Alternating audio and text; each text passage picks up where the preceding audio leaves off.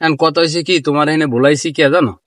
তোমার এখানে বলাইছি যে এই লুকোচুরি আর এইরকম এই বাগানে ছাগানে আড়াআড়ি আমার আর ভালো লাগে না। বাড়িতে বেশি একটা প্রেশার আইতেছে। হ্যাঁ, আর যা হইছে আমাকে ভিতরে ভুললে যাও। আমি আমার বড় ভাই যা কয় আমার এই শোনা লাগবে, হ্যাঁ স্যার, আমার আর কোনো রাস্তা নেই। তুমি কেমন কথা কলে? এত বছর সম্পর্ক তোমার আমার, আর তুমি এখন ভুলে যেতে কও? এখন সম্পর্ক করছি, তোমারও ভালো লাগছে আমারে, আমারও ভালো লাগছে তোমার, এখন হয়ে গেছে। এখন এটা তো বিয়ে পর্যন্ত হয়তো যাইবে না। আমার বড় ভাই যদি এই হনে, আমার অবস্থা শেষ করে লাইবে। আমার বড় ভাই আজ পর্যন্ত একটা বাচ্চা কাচ্চা নেয় নাই, বিয়ে হচ্ছে কি আইস আজ পর্যন্ত একটা বাচ্চা কাচ্চা নেয় নাই। আমারে ফাইলে বসে বড় বানাইছে যাতে আমার কষ্ট না হয়। এখন ঘরে আমার একটা বোন, হ্যাঁ বিয়ে দেওয়া লাগবে। আমরা তো আর তোমাকে মতো আহামরি বড় লোক না, আমাকে তো আর এত জায়গা সম্পত্তি নাই যে হে ইন্দে পাঁচখানি বেশি বোন বিয়ে দুম। এরকম অবস্থায় আমরা নাই। প্রেম করার সময় তোমার মনে ছিল না? প্রেম করার সময় আমার মনে আনলে, কিন্তু এখন আমি আমি এখন বিপদে পড়ে গেছি। মানুষ বলতে একটা দুর্ঘটনা ঘটতে পারে না? তাই বললে আমি তোমার ভুলে যাবো এটা একটা কথা? তুমি আর একটা মেয়ে বিয়ে করবা, এটা কি আমি মানতে পারবো? এটা তো তুমিও মানতে পারবা না, আমিও মানতে পারি না। এমন কথা হয়েছে যে আমারে হেইখানে দিয়া হেইনতে টাকা আইনে আমার বোন করে বিয়ে দেবে। আমরা তো আমি কি করবো? হ্যাঁ, আমি আমার বাইরে কই তোমার বোনের ব্যবস্থার বিষয়ে আমি করে দিই, সমস্যা কি? তোমার ভাই এই মানবে? হে কেন একজন মানবে না? মাতুব্বর মানুষ, এই গ্রামে হার কথা মানুষ উঠে বয়, আর আমরা কি আর তোমরা কি এই মানবে জীবনে? আমার ভাই সম্পর্কে তোমার কোনো আইডিয়া নাই, কারণ আমার ভাই আমার সুখের জন্য সবকিছু করতে পারে। তুমি রাজি কিনা সেইটা বলো। আমি জানি না, আমার মাথায় খেলে না। তবে আমি এইটাই জানি যে আমার ভাই যা কইবে আমার এইটা করতে হবে। বাইরে যে কথা তাহলে তুমি কি চাও আমি তোমার ভুলে যাই? এছাড়া আমি আর কিছু দেখিনি।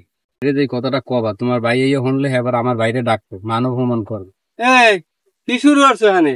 হ্যাঁ, মানুষের যা কয় হ্যাঁ তো সব সত্য কথা। হ্যাঁ, না আমি বই রয়েছি, আমি দুটো কথা কই এই হোমাইয়া কেডা? ওই মাতুব্বরের বই। মাতুব্বারের বোন। হ্যাঁ গো, মোরা পারদারে যাইতে পারবো? এখন হ্যাঁ? যাইতে পারবো না, কথা বুঝছি। তুই হরছো কি? তোগো দিন নে কি না করছি? একটা মাইয়ে ফলাও নেই, বিয়ে শাদি করি খালি তোগো দিন নে। তোগো কি চিনতে পারবে নাই তোর ঘরে যে একটা বোন আছে? হ্যাঁ, এই কথাটাই আমি ওরে বুঝাই কইতেছি যে হইবে না, সম্ভব না। এইটা আমি বুঝাই কইছি। হ্যাঁ কি বুঝার লাগবে আমি দেখবো আনে। তোরা যেটা কয় তুই রাজি হইয়ে যা। ওহিন্দা লাখ 2 টাকা আনতে পারে নেই, দেখ তোর বোনটারে বিদায় করতে পারিনি। ওর চেহারা কি কতখানি সুন্দর? হ্যাঁ, এখন আমার কথা, আমার ওইখানে বিয়ে দিয়ে হেইনতে যৌতুক আইনে হেবার আমার বুইন্ডারে দেবেন বিয়ে, এই হ্যাঁ কথা কম ক। ওই যা গরু গরু গরুরে যাইয়ে কুড়ো গুলো টাইনে দে। যা বাড়ি যা, সোজা বাড়ি যা। আইছে কি শুরু হচ্ছে? ওই বড় বানাইছেন দেখেই তো এখন কিছু কইতে পারি না, সোয়ের দিকে চাইয়ে কথা কইতে পারি না, মাথা করে নিসমুই দিয়ে কথা কওয়া লাগে। আজকে 5 বছর ধরে প্রেম করি, আমার প্রেমের কি কোনো দাম নাই? আমার কি কোনো ভালোবাসা নাই? আমি কি কিছু বুঝি না নাকি? হ্যাঁ,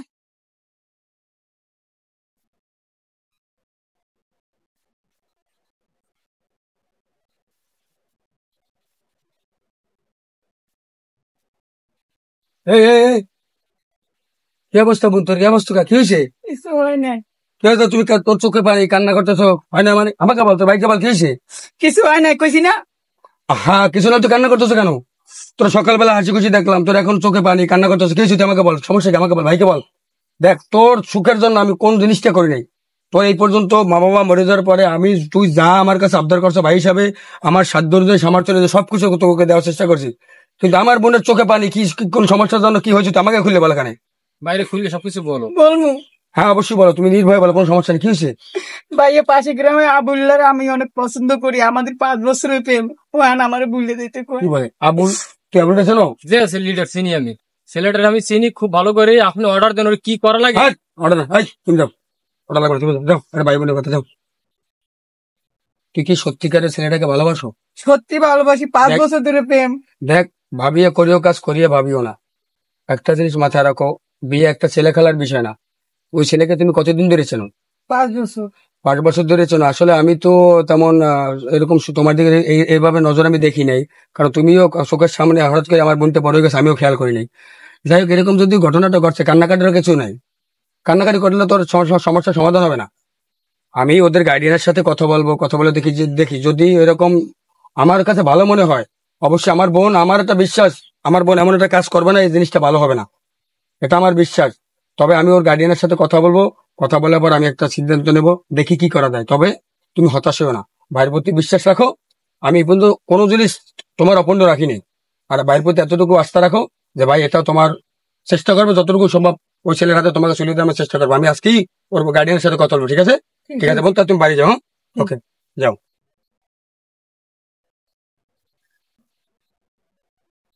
এই, কি অবস্থা? হ্যাঁ, লিডার, হ্যাঁ। আপনার বোনের চোখের জল আমার দেখে খুব কষ্ট লেগেছে। আপনি শুধু একবার অর্ডার দেন যে ওই পোলারে কিভাবে শাস্তি করা লাগে সেটা আমার বুঝ করার দায়িত্ব। আরে পাগল, মারামারি করার এই সমাধান না, ঠিক ঠিক আছে আছে? তো? বোনটা আমার, মারামারি করার সমাধান না। আগে বুঝতে হবে যে জিনিসটা কতটুকু সত্য, ঠিক আছে? ঠিক আছে। ওই ছেলেকে আমাকে চিনতে হবে। একটা মানুষের যে মাথায় বাড়ি দিলাম, ঠিক আছে, একটা নিরীহ মানুষের মাথায় বাড়ি দিতে আমার কাজ না। আমি এত বছর ধরে এলাকায় বসবাস করি, এলাকার মানুষ আমাকে যতটুকু সম্মান করে, যতটুকু ভাবে চেনে, আমি চাই না একটু খুঁটিনাটি বিষয় নিয়ে আমার এই সম্মানটা ধুলায় মিশে যাক। আর আমার বোনের একটা ভবিষ্যৎ আছে, ঠিক আছে তো? এই খুঁটিনাটি বিষয় নিয়ে যদি মানুষের কাছে কানাকানি হয়, আমারটা মান সম্মানের ব্যাপার। আমি চাই না তুমি এরকম কিছু করবে না। তোমার কাছে আমার একটা দাবি, আমি তোমাকে চিনি, ঠিক আছে। ছোটবেলা থেকে তুমি আমাদের বাড়িতে বড় হইছো, ঠিক আছে?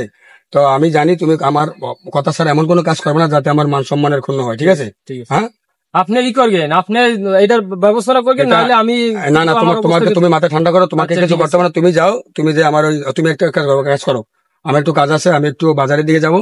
আর ওই ছেলেদের পরিবারের সাথে কারোর সাথে যোগাযোগ করার চেষ্টা করতেছি। হ্যাঁ। তুমি বাড়িতে যাও, দেখো ওকে আমি বুঝেই বলছি, ও যেন কোনো আবার দুর্ঘটনা না ঘটায়, কোনো কিছু না বলে, একটু খেয়াল রাখো, ঠিক আছে? আচ্ছা, ঠিক আছে। কোন সমস্যা হলে আমাকে ফোন দিও। আচ্ছা, ঠিক আছে। ওকে ওকে, যাও যাও যাও।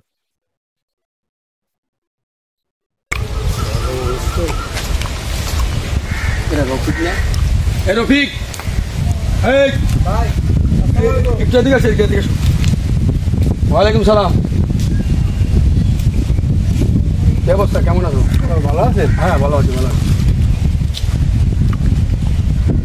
ভাই কি আসলে আমি একটু বাজারে যাইতে চেয়েছিলাম, আবার পথিমধ্যে তোমার লোক আমার কাজ ছিল। আমার আসলে কপালটাই ভালো যে তোমার সাথে রাস্তায় দেখা হয়ে গেল। আসলে আমি একটা ব্যাপারে তোমার সাথে একটু কথা বলতে চাইছিলাম, তুমি ফ্রি আছো?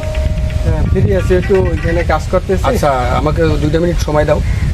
বলেন। আচ্ছা, আমি আসলে, তুমি তো জানো আমাদের ফ্যামিলিতে আসলে তোমাদের খালাম্মা নেই, আমার মা বাবা তো মারা গেছে অনেক আগে। তো সংসারে আমি আছি, আর তোমার ভাবি আছে, আর আমার ছোট্ট বোনটা আছে, তুমি চেনো? জি, জি। হ্যাঁ? যাই হোক, এখন আমি আজকে দেখলাম, আমি আসতেছিলাম, আমার বোনটা কান্না করতেছে। তো হঠাৎ করে আমি জিজ্ঞেস করলাম কান্না করে কেন? তো আমি একটা কথা শুনলাম, কথা শুনে অবাক হইলাম, আবার ভালোও লাগলো, কিন্তু জানি না যে জিনিসটা আমি কিভাবে নিব। তাই ওর সাথে জিজ্ঞেস করবার শুনতে পারলাম যে ও নাকি তোমার ভাই গেছে, ওকে নাকি পছন্দ করে। আমি রীতিমতো অবাক, কারণ আমার বোনটা সেদিনকার আমি আমার কাঁধে করে করে চলছে। হ্যাঁ, কিন্তু চোখের সামনে তো কখন বড় হয়ে গেল, আসলে আমি বুঝতেই পারিনি। বড় ভাই, আপনার ফ্যামিলিটা কোথায় আর আমরা কোথায়? এটা কোনোদিন হয় না। না, সেটা ঠিক আছে। দেখো, আসলে আমরা তো সবাই মানুষ, ঠিক আছে? অবশ্যই সবাই মানুষ। আল্লাহ তাআলা সবাইকে উনি একটাই সৃষ্টি করেছেন, উনি ওনার পছন্দ মতো মানুষকে সৃষ্টি করেছেন। কাকে ধনী বানাবেন, কাকে গরিব বানাবেন, এটা একমাত্র ওনার সিদ্ধান্ত না। আমি কে, তুমি কে, আমাদের সিদ্ধান্ত নেওয়ার কারো রাইট নেই, কারণ ওনার যাকে যেভাবে দিলে ওনার সুবিধা মতো উনি এটা করছেন। আল্লাহ রাব্বুল আলামিনের বাইরে ডিসিশন মতো আমাদের কারো ইখতিয়ার নেই। তারপরও এখন বড় ভাই, একটা ব্যাপার সেবার আছে না, আমরা কোথায়? না, এটা কোনো ব্যাপার না। তুমি যদি রাজি থাকো, তাহলে আমি চাচ্ছিলাম যে আমার ছোট বোনটাকে তোমার বাইরে হাতে তুলে দিই। আপনি জানেন তো আমার ঘরে একটা বোন আছে, ওর চেহারা সুরত ভালো না, ওর তো বিয়ে দেওয়া লাগবে। আমি চাইছিলাম আমার ভাইয়ের জন্য একটা মেয়ে দেখছিলাম, মেয়েটার চোখে একটু সমস্যা আছে, কিন্তু 1,02,000 দেবে, এই দিয়ে আমার বোনদের বিদায় করতে চাইছিলাম।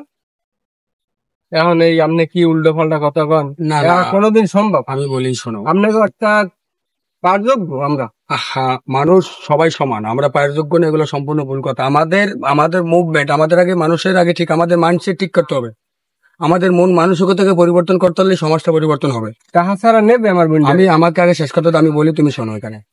এখানে একটা জায়গা, আমরা বিভিন্ন সময় সমাজের দোষ দিই, এই সমাজের যৌতুক দিয়ে বিয়ে হয়, এই সমাজের যৌতুক দিয়ে বিয়ে হয়।